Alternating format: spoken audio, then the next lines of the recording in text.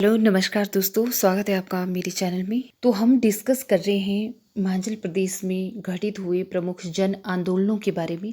तो आज जिस जन आंदोलन के बारे में हम बात करेंगे वह है पझोता किसान आंदोलन। आखिर यह आंदोलन क्यों होता है, कहाँ होता है, क्या इसके कारण रहते हैं, सब एक ही वीडियो में जानेंगे। तो इस बारे में डिस्कस करने से पहले मैं आप सभी व्यूअर्स से, वॉचर से कहना चाहती हूँ कि मेरे चैनल को लाइक, शेयर और कमेंट किया करें, क्योंकि आपके लाइक और कमेंट्स प्रोत्साहन जगाते हैं। और जिन दोस्तों ने चैनल को सब्सक्राइब नहीं किया है वो चैनल को सब्सक्राइब करें और शेयर भी करें। तो चलिए जानते हैं वन बाय वन करके पझोता आंदोलन के बारे में। पझोता आंदोलन 1942 में हुए भारत छोड़ो आंदोलन का ही विस्तार था। ये यूं कहें कि यह आंदोलन भारत छोड़ो आंदोलन के साथ ही हिमाचल प्रदेश के सिरमौर रियासत में शुरू हुआ था। पझोता आंदोलन के दौरान हिमाचल प्रदेश के सिरमौर रियासत के राजा राजेंद्र प्रकाश थे और रियासत में नौकरशाही का शासन था। और द्वितीय विश्व युद्ध में अंग्रेजों की सहायता के लिए राजा ने प्रजा से नौजवानों को जबरन सेना में भर्ती करना भी शुरू कर दिया था। और किसानों को खुले बाजार में फसलें आदि बेचने की भी आज़ादी नहीं थी। और इस तरह के कई प्रतिबंध थे जिन पर हम बारी बारी करके चर्चा भी करेंगे। तो चलिए जानते हैं, एक कहानी के तौर पर सुनते हैं कि आखिर यह कहानी जो थी पझोता आंदोलन की, यह क्या कहानी थी। पझोता आंदोलन हिमाचल के, जैसे कि मैंने अभी कहा, कि सिरमौर के इतिहास में विशेष स्थान रखता है। अक्टूबर 1942 में सिरमौर रियासत के किसानों ने सरकार के अत्याचारी शासन और आर्थिक शोषण के विरुद्ध भारी जन आंदोलन करने की योजना बनाई। सिरमौर रियासत के गिरिवार इलाके में कुछ जागरूक किसान गांव के जदोल टपरोली नामक जगह पर इकट्ठा होते हैं और गांव के एक स्कूल के प्रांगण में ही एक सभा का गठन करते हैं और इसे किसान सभा का नाम दे देते हैं। और यही किसान सभा कालांतर में पझोता किसान सभा के नाम से प्रसिद्ध होती है। होता क्या है कि सिरमौर जिला के राजगढ़ तहसील का जो उत्तरी पूर्व भाग होता है वो पझोता घाटी के नाम से जाना जाता है। वैद्य सूरत सिंह के नेतृत्व में इस क्षेत्र के जांबाज एवं वीर सपूतों द्वारा 1943 में अपने अधिकार के लिए महाराजा सिरमौर के विरुद्ध आंदोलन करके रियासती सरकार के दांत खट्टे कर दिए जाते हैं। इसी दौरान महात्मा गांधी द्वारा सन 1942 में देश में भारत छोड़ो आंदोलन भी आरंभ किया गया था, जिस कारण इस आंदोलन को देश के स्वतंत्र होने के उपरांत भारत छोड़ो आंदोलन की एक कड़ी के तौर पर देखा जाता है। पझोता आंदोलन से जुड़े लोगों को प्रदेश सरकार द्वारा स्वतंत्रता सेनानियों का दर्जा भी दिया जाता है। तो चलिए जानते हैं इस आंदोलन के शुरू होने के मुख्य क्या कारण थे। क्या होता है कि एक स्कूल के प्रांगण में कुछ गांव के लोग जो हैं किसान सभा का गठन करते हैं और फिर इस सभा का जो सभापति होता है वह कोटला बागी गांव का लक्ष्मी सिंह चुना जाता है और कटोगड़ा के वैद्य सूरत सिंह को किसान सभा का सचिव बनाया जाता है। क्योंकि कोई भी, देखिए क्या होता है ना, कि जब कोई भी हम किसी भी सभा का गठन करते हैं, है ना, या फिर किसी दल का निर्माण करते हैं, तो जाहिर सी बात है कि उनमें से एक प्रधान और इस तरह से सचिव वगैरह चुने जाते हैं ताकि हम आंदोलन को एक सही दिशा दे सकें, जो भी हमारा उद्देश्य रहता है उसको परिपूर्ण करने में। तो उसी तरह से उस जन आंदोलन में जो है सभापति बनाए जाते हैं बागी गांव के लक्ष्मी सिंह और कटोगड़ा गांव के वैद्य सूरत सिंह को सचिव बनाया जाता है। और सभा के और सदस्य क्या करते हैं, इकट्ठा होते हैं 5-7 सदस्य और नमक के पानी को, एक लोटे में पानी भरकर उसमें नमक डालकर नमकीन पानी बनाते हैं और उसको थोड़ा थोड़ा चखते हैं सभी। और आपसी दायित्व में इकट्ठा होकर यह शपथ लेते हैं कि पझोता किसान सभा अपनी पहली बैठक के दौरान ही अपने उद्देश्यों और अपने कार्य निश्चित करके निम्नलिखित रियासती जो मांगे हैं वो सरकार के सामने रखेंगी।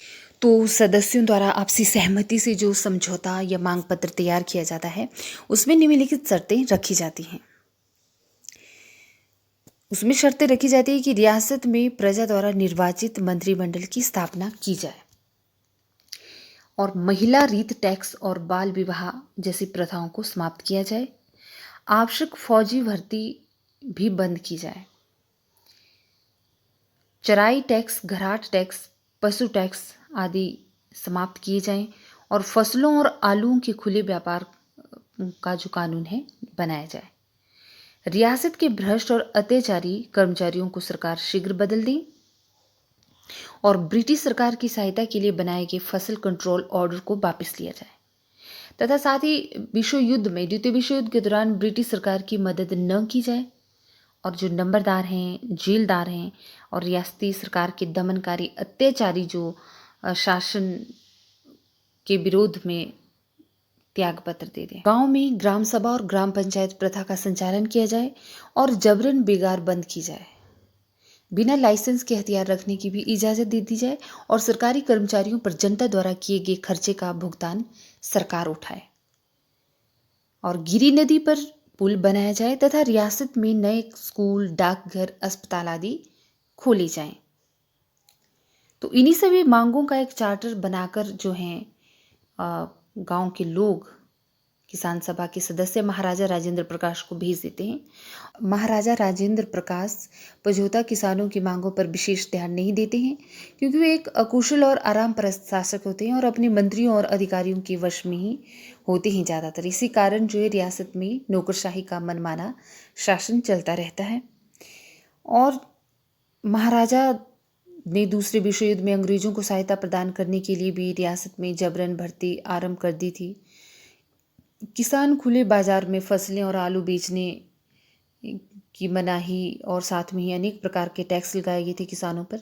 इसी कारण मनमानी शासन और भ्रष्ट अधिकारियों के दमन और अत्याचारों से दुखी जनता जो है ये सब आंदोलन करने का निर्णय करती है।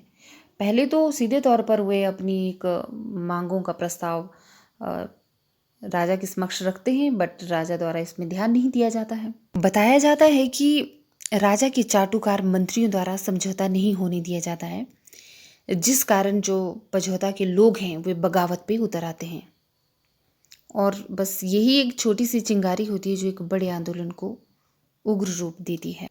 पझौता आंदोलन के तत्कालीन कारणों में से एक प्रमुख कारण माना जाता है आलू का उचित रेट न दिया जाना। बताया जाता है कि रियासती सरकार द्वारा सहकारी सभा में आलू का रेट 3 रुपये प्रति मन निर्धारित किया गया था, जबकि खुले बाजार में आलू का रेट 16 रुपये प्रति मन था। चूंकि आलू की फसल इस क्षेत्र के लोगों की आय का एक मात्र साधन थी और जिस कारण लोगों में रियासती सरकार के प्रति काफ़ी आक्रोश भी पनप जाता है। वैद्य सूरत सिंह द्वारा अपनी टीम के साथ गांव-गांव जाकर लोगों को इस आंदोलन में अपना सहयोग देने की भी अपील की जाती है। इस प्रकार आंदोलन की जो चिंगारी होती है वो पूरे पझौता क्षेत्र में फैल जाती है और रियासती सरकार के विरुद्ध विद्रोह करने पे उतर आती है। इसी आंदोलन के लिए गठित समिति का पहला कदम था राजा द्वारा बनाए गए जेलदारों व नंबरदारों द्वारा अपने पद से त्याग पत्र देना। इसी दौरान जिला सिरमौर में न्यायाधीश के पद से डॉक्टर वाई.एस. परमार ने भी अपने पद से त्याग पत्र दे दिया। जी हाँ, वही डॉक्टर वाई.एस. परमार जिन्हें हिमाचल निर्माता की संज्ञा दी जाती है और जो हिमाचल प्रदेश के प्रथम मुख्यमंत्री भी रह चुके हैं। तो जैसे ही सिरमौर के राजा राजेंद्र प्रकाश को इस बात की भनक लगती है तो उन्होंने नाहन से 50 सैनिकों के दल को इस आंदोलन को कुचलने के लिए व इस समिति के सदस्यों को पकड़ने के लिए एक दल भेज देते हैं इस क्षेत्र में। इस दल का नेतृत्व डीएसपी जगत सिंह कर रहे होते हैं और वे नाहन जाकर पूरे क्षेत्र का पता लगाते हैं, दौरा करते हैं और जानकारी लेते हैं और बाद में वह भी अपने पद से जो है त्यागपत्र दे देते हैं। और बताया जाता है कि इसी दौरान राजा पटियाला राजा चूड़धार की यात्रा पर निकले होते हैं और वे वहाँ ही पास के पझौता क्षेत्र की शाया में रुके होते हैं। तो वो भी इस आंदोलन का जायजा लेते हैं और राजा सिरमौर को एक पत्र लिखकर इस आंदोलन को समाप्त करने के लिए और उचित कदम उठाने के लिए सुझाव देते हैं। परिणाम स्वरूप क्या होता है, राजा इस आंदोलन को शांत करने के लिए और समझौता करने के लिए रेणुका के बूटीनाथ, नारायण दत्त, दुर्गा दत्त आदि को पझौता क्षेत्र में भेजते हैं, मगर समझौता कराने में वे असफल रहते हैं और उनके बाद राजा द्वारा इस आंदोलन समिति के सदस्यों को समझौता करने के लिए नाहन बुलाया जाता है, मगर आंदोलनकारी जो हैं इस आग्रह को भी, राजा के आग्रह को ठुकरा देते हैं। अंततः महाराजा सिरमौर ने आंदोलन को कुचलने के लिए पुलिस दल को घाटी पर भेजते हैं और 6 मई 1943 को यह दल राजगढ़ पहुंचता है। कुछ आंदोलनकारियों को राजगढ़ के किले में कैद कर लिया जाता है और 7 मई 1943 को कोटी गांव के पास आंदोलनकारियों व पुलिस के बीच जो है मुठभेड़ हो जाती है। इसमें आंदोलनकारियों ने पुलिस दल को बंदी बना लिया और आंदोलनकारियों ने मांग रखी कि राजगढ़ किले में बंद आंदोलनकारियों को छोड़ा जाए, तभी वे पुलिस दल को छोड़ेंगे। तो सिरमौर के महाराजा स्थिति को अनियंत्रित देखते हुए 12 मई 1943 को पूरे क्षेत्र में मार्शल लॉ लगाने के आदेश जारी कर देते हैं और समूचा पझोता घाटी को सेना के अधीन लाया जाता है, जिसकी कमान मेजर हीरा सिंह बाम को सौंपी जाती है। सेना द्वारा आंदोलनकारियों को 24 घंटे में आत्मसमर्पण करने को कहा जाता है और लेकिन जो आंदोलनकारी होते हैं वे साफ मना कर देते हैं। उसके बाद सेना के लोग क्षेत्र में लूटपाट करना आरंभ कर देते हैं और इसी दौरान जो है आंदोलन प्रणेता सूरज सिंह कटोगड़ा स्थित मकान को डायनामाइट से उड़ा देते हैं, जबकि एक अन्य आंदोलनकारी कलीराम के घर को आग लगा दी जाती है। और इस सारे प्रकरण को देखते हुए आंदोलनकारी अपने अपने घरों को छोड़ देते हैं और ऊंची पहाड़ियों पर अपने कैंप बना लेते हैं और ताकि वहीं से वो क्या कर सके, सेना पर नज़र रख सके। ये सब देखते हुए सेना भी राजगढ़ के साथ ही ऊंची पहाड़ियों, सरोट नामक जो पहाड़ी होती है वहाँ पर अपने कैंप बना लेती है और 11 जून 1943 को निहत्थे लोगों का एक दल जो है आंदोलनकारियों से मिलने जा रहा होता है। तो उस समय जो है कुफरधार के पास यह दल पहुंचता है। तो जैसे ये दल वहां पहुंचता है तो सेना राजगढ़ के समीप सरोट टीले से गोलियों की बौछार शुरू कर देती है। रिकॉर्ड के अनुसार सेना द्वारा 1700 राउंड गोलियां चलाई जाती हैं, जिसमें कमना राम की मौके पर ही मौत हो जाती है और कुछ लोग घायल हो जाते हैं। तो इस तरह से कम 2 माह के पश्चात क्या होता है, सैनिक शासन और गोलीकांड के बाद सेना और पुलिस जो है वैद सूरत सिंह होते हैं, उनको उनके साथ जो है 69 आंदोलनकारियों को गिरफ्तार कर जेल में डाल देती है। नाहन में एक ट्रिब्यूनल गठित कर आंदोलनकारियों पर 14 महीने तक देशद्रोह के मुकदमे चलाए जाते हैं और कमेटी के 9 सदस्यों की संपत्ति को कुर्क किया जाता है। अदालत के निर्णय में 14 लोगों को बरी भी किया जाता है और 2-3 साल की सज़ा सुनाई जाती है और कईयों को, यानी कि अगर हम रिकॉर्ड देखें तो 52 जो आंदोलनकारी थे उनको आजीवन कारावास की भी सज़ा सुनाई जाती है। इस बीच क्या होता है, कन्या राम, विष्णाराम, कलीराम, मोहीराम आदि ऐसे लोग जो हैं जेल में ही दम तोड़ देते हैं। उसके बाद सिरमौर न्याय सभा के नाम एक न्यायालय की स्थापना की जाती है, जिसमें एक मुकदमे को दोबारा से चलाया जाता है, जिसमें सज़ा को 10 वर्ष और 5 वर्ष में कन्वर्ट कर दिया जाता है, परिवर्तित किया जाता है, जिसमें वैद सूरत सिंह, मियाँ गुलाब सिंह, अमर सिंह, मदन सिंह, कलिकरा आदि को इस 10 वर्ष की सज़ा सुना दी जाती है।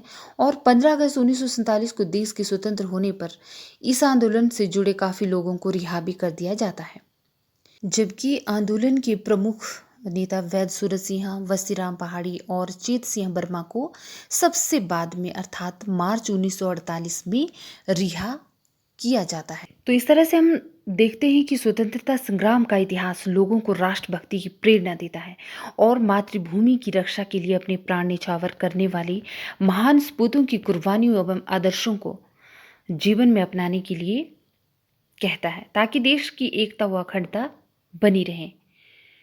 तो ये थी पझोता आंदोलन की पूरी कहानी। तो इसी तरह हिमाचल प्रदेश के अंतर्गत घटित हुए प्रमुख जन आंदोलनों को 1 बाय 1 करके मैं आपके समक्ष लाऊंगी, इस पर चर्चा करूंगी। तब तक आप मेरे चैनल को वॉच करते रहिएगा और हाँ, don't forget to subscribe my channel और साथ में बेल आइकन को भी ज़रूर प्रेस करें ताकि मेरी सभी वीडियोज़ की नोटिफिकेशन आप तक पहुँचती रहें। चलिए मिलती हूँ आपसे बाद में दोस्तों, तब तक टेक केयर, नमस्कार।